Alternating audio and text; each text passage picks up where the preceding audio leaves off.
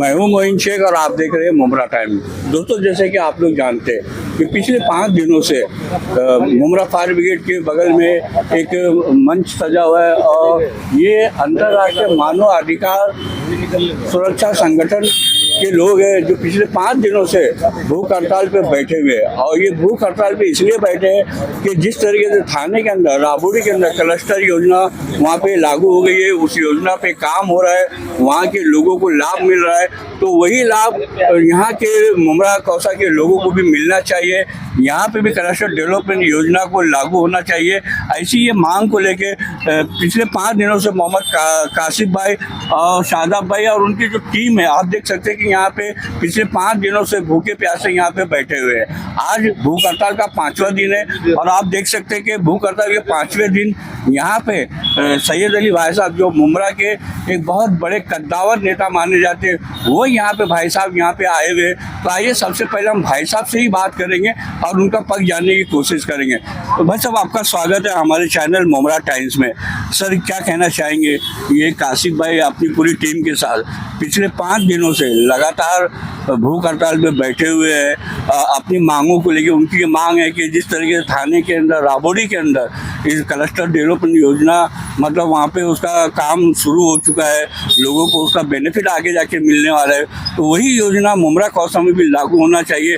लेकिन आज 5 दिन से ये बैठे हुए अपनी टीम के साथ में किसी शासन प्रशासन के बड़े अधिकारी ने या कोई राजनेता, बड़े राजनेता ने यहाँ आके ना तो उन्हें कोई ठोस आश्वासन दिया, लिखित में दिया, ना ये राजनेता ने कोई यहाँ आके उनसे भेंट किया। आप पहले ऐसे बड़े नेता है, मुमरा कौसा के एक मान्यवर नेता माने जाते हैं, लोग आपकी काफ़ी इज्जत करते हैं। आप यहाँ आज यहाँ आए कासिफ भाई का हौसला बढ़ाने के लिए, क्या कहना चाहेंगे?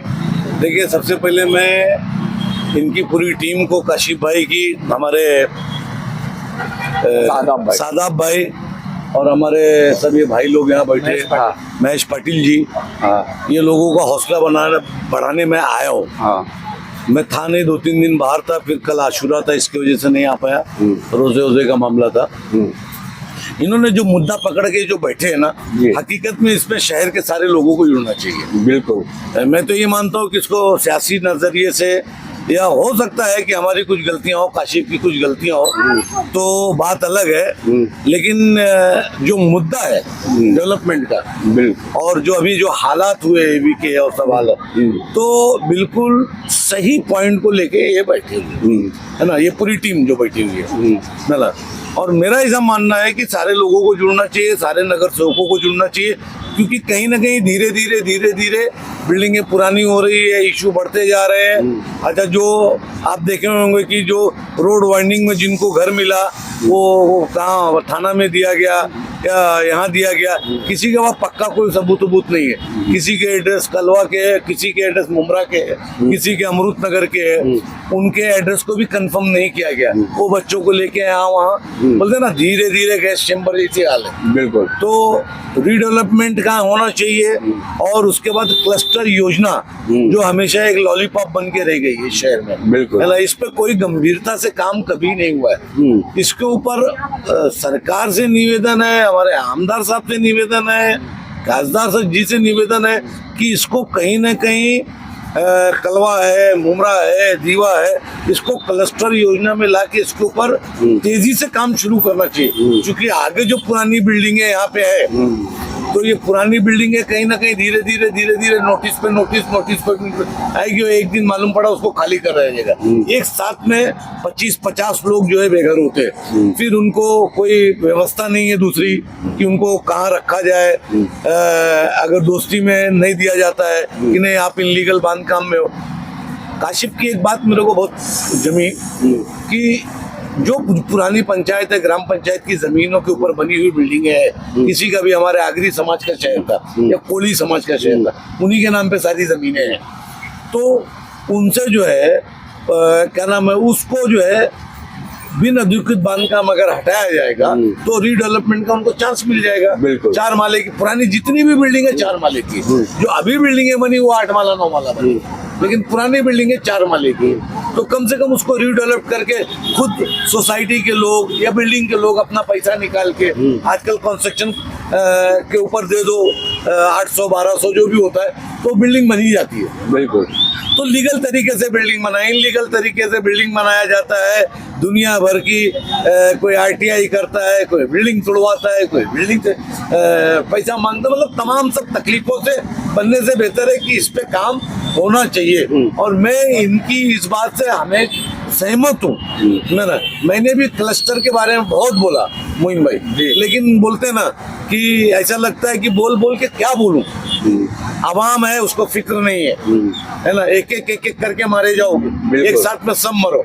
मैंने यही टोरेंट पे के विषय पे बोला था, मैंने ये क्रिस्टल जब आया था तब भी बोला था, मैंने हर बार बोला। लेकिन तुम आप ये बोलोगे अभी देखो 5 आदमी है, बगैर खाए बगैर भूखे प्यासे बैठे, इनको या तो जन समर्थन दो, है ना, या तो इनको भी ये बोला जाएगा कि भैया आप धीरे धीरे ये सब आंदोलन खत्म करो, इनको जरूरत नहीं है तो आप इनको मदद करो। 5 दिन से बैठे, इनको कोई डॉक्टर्स नहीं है, महानगर पालिका का फेलियर है, पुलिस को चाहिए कि पुलिस की टीम आके उनको बुलाना चाहिए, वो फेलियर है। आदमी बैठा है ना भूखा प्यासा, तो उसके पास आना चाहिए, बिल्कुल शहर के लोगों को आना चाहिए। ठीक है, व्यक्तिगत हो सकता है कि इनसे मेरी नाराजगी हो, इनसे नाराजगी हो, लेकिन कॉज अच्छा है, कॉज अच्छा देखा जाए। इसीलिए मैंने कहा मोइन भाई कि मैं फ्रेम में बनना नहीं चाहता, कॉज अच्छा है उसके साथ खड़े रहो, कॉज गलत है दूर हो जाओ, भले कोई भी अपनी पार्टी हो कोई भी पार्टी हो। तो ये जो इश्यू फिलवक्त ये लेके बैठे और जो ईवी के कंपाउंड के अंदर जो दर्दनाक वाकया हुआ है, बिल्कुल जमीनों की लड़ाई के अंदर, अभी भी बिल्डिंग तोड़ने का सिलसिला जारी है। जमीन के लड़ाई के अंदर तेरे मेरे के चक्कर में तूने इसका बेचा, उसने उसके बेचे, उसमें इतने बेचारे बायर्स, बेचारे वो जो बिल्डर, मैं उनको बेचारा बोलूंगा, न कमा पाए न कुछ खा पाए, कमाए खाए अधिकारी दलाल, लेकिन फंसा कौन? बायर्स और बिल्डर कहाँ से देगा, बायर्स कहाँ से लाएगा? अधिकारी अपने आप बच गए, कोई एक है फारूक शेख, उसके ऊपर डाल के अपना काम खत्म हो गया। तो मुमरा की, मैं तो ये बोलता हूँ आपकी महानगर पालिका में ये चुनाव में मुद्दा बनना चाहिए कि या तो क्लस्टर लाओ या रीडेवलपमेंट लाओ, वरना वोट मत मांगो, महानगर पालिका का बहिष्कार करो।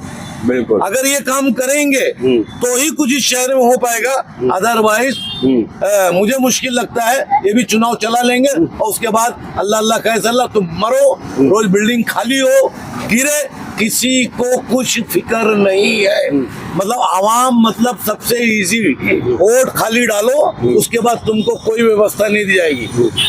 व्यवस्था क्या चल रहा है पुलिस से? मैंने कहा सरकारी आदमी काम नहीं करना चाह रहा। देख लो मोइन भाई, डिवाइडर है मुमरा का, मुमरा में ढूंढ के पेड़ लगाना चाहिए। आगे जो कंक्रीट चल रहा है, ये कंक्रीट का जंगल, ये क्या होगा टेम्परेचर इसका, ये व्यवस्था आएगी, इससे टीवी बनती है ना। एक पेड़ नहीं, पेड़ है तो इधर, वो पेड़ इधर जा रहा है, कोई कटाई नहीं। 3-4 मरतबा ट्वीट करने के बाद ये पेड़ का काटा गया, वो भी ऐसा लगा के भाग गया। सिर्फ पैसा कमाना मुमरा में अधिकारी आना चाहता है, वो कोई भी अधिकारी हो, ट्रैफिक का हो, पुलिस का हो, सिर्फ मुमरा से पैसा वो करना चाहता है। बाकी किसी को इस शहर की कुछ पड़ी नहीं है और मेरे ख्याल से हर तरीके का नुकसान ये शहर भोग रहा है। सैयद भाई साहब, आपने जैसे कि बताया कि मतलब बहुत अच्छा मुद्दा लेके काशिफ भाई बैठे हैं यहाँ पे पिछले 5 दिनों से भूख हड़ताल पे। तो अभी यहाँ के जो बड़े राजनेता है, नगर सेवक तो पूर्व नगर सेवक हो चुके हैं, अभी तो 2-3 महीने के बाद मनपा का चुनाव हुआ तभी उनको पोस्ट मिलेगी, है ना।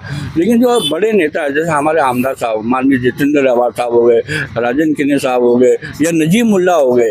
नजीम मुल्ला भी के अगर राबोड़ी की बात करें तो वहाँ पे भी क्लस्टर डेवलपमेंट योजना पे काम चालू है। तो ये लोग क्यों नहीं प्रयास करते कि मुमरा में भी क्लस्टर डेवलपमेंट योजना आनी चाहिए?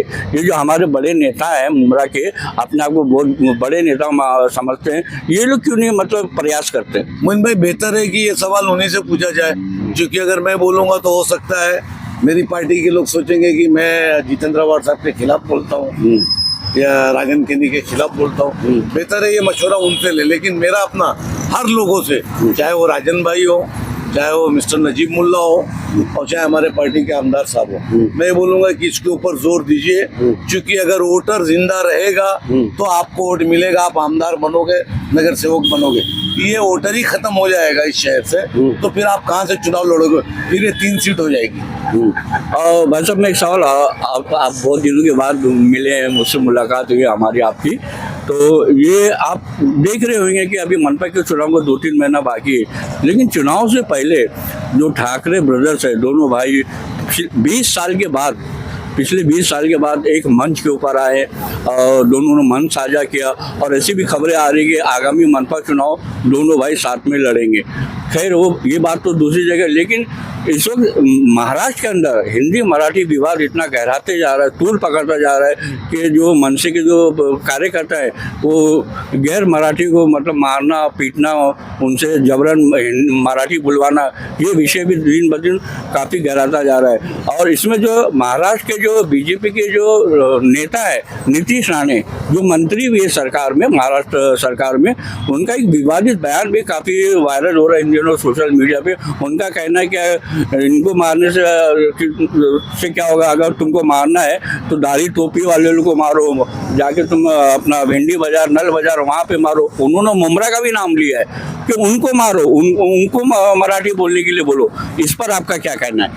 देखिए ऐसा है कि दोनों भाई एक हुए, अच्छी बात है, उनका फैमिली है। हाँ। कल वो दूर हुए थे पॉलिटिकल इश्यूज को लेके, मैं बड़ा और तुम बड़े, उस पे बहस हुई, फिर उनको समझ में आया कि हमारा नुकसान हो रहा है, तो दोनों एक हुए, मराठी भाषा पे एक हुए, उसके लिए उनको मुबारकबाद। लेकिन मराठी भाषा के लिए मारपीट करना या किसी को मारना, देखिए मार से कुछ नहीं होता, मार से नफरत बढ़ती है। बिल्कुल। अगर इस महाराष्ट्र के अंदर कोई भी नागरिक है तो महाराष्ट्र का नागरिक है, बिल्कुल, है ना। तो कहीं ना कहीं मारपीट से बचना चाहिए। और जिनको मराठी नहीं आते, जो 15 साल से डोमिसाइल ले चुके हैं हमारे महाराष्ट्र का, उनको कोशिश करना चाहिए कि वो मराठी सीखना चाहिए, क्योंकि जब लैंग्वेज एक होती है ना तो मोहब्बत बहुत ज्यादा बढ़ती है। बिल्कुल, क्योंकि हर बात आसानी से कहा जा सकता है। अब रहा सवाल नीतीश राणे का, तो नीतीश राणे तो मैं ये मानता हूँ कि मंत्रिमंडल में उनको जोकर बना के रखा गया है कि तुम हर विषय को ले जाके मुसलमान के ऊपर टर्न करो। महाराष्ट्र में कोंकणी मुसलमान नहीं है क्या? है ना, है, बिल्कुल है। कोंकणी मुसलमान क्या है में बात करता है, मराठी में बात करता है। वो जिस कनकौली से आते हैं वहाँ पे 40% मतदान मुसलमानों का है, तो वो वहाँ के रहवासी है। बिल्कुल। तो निवासी और रहवासी में फर्क होता है। बिल्कुल। रहवासी जो होता है वो लैंग्वेज को कमांड रखता है। बिल्कुल। महाराष्ट्र का आदमी ऑफिसर बन के बिहार जाएगा तो क्या वो वहाँ पे बिहारी बोलने लगेगा इतना जल्दी? नहीं। तो अगर आप यहाँ पे कोई किसी को तकलीफ दोगे तो बहुत से मराठी हमारे आर्मी में है, फौज में है, तमाम धंधे बिजनेस है।